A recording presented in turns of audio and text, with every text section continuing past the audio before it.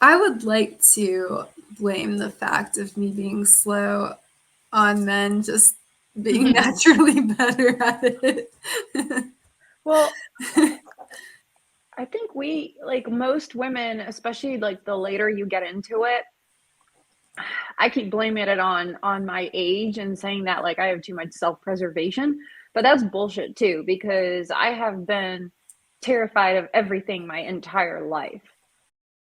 This conversation, it gets interesting of like, where's the line? Yeah. Mhm. I think I've been doing a lot of thinking about it and the way like everything's happening in the world right now, like how OnlyFans has gained such a popularity and for women to make extra money on the side.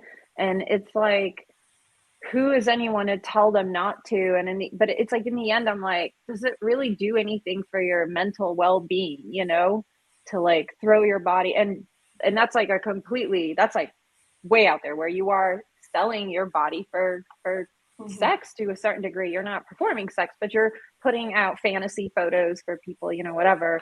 And if that's like, you're doing a lot of that, it kind of does do something to your mind, I think. And apparently this generation just finds that that's completely normal and acceptable. And again, I'm obviously too old to fully embrace that. I don't want to, like mentally, that's not for me. Um, so I don't know. I don't know how I feel like, I don't Hold know how on, I she's feel back. about that. She's back. Yeah, the mental toughness I thought Mm-hmm. was really smart. And it's something I know that I always work on myself is like the mental toughness and your point around confidence. And there's something about motorcycling that really does empower because I feel very Mm-hmm. confident when I ride.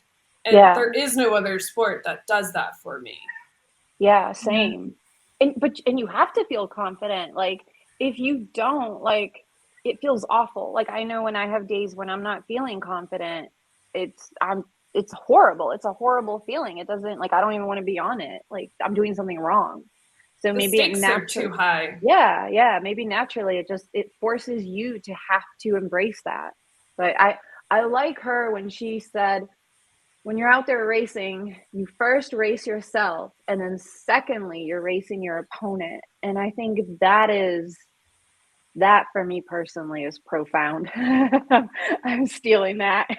That Yeah. was great what she said. Like that made it really click because that's kind of how I've been struggling with myself for 10 years.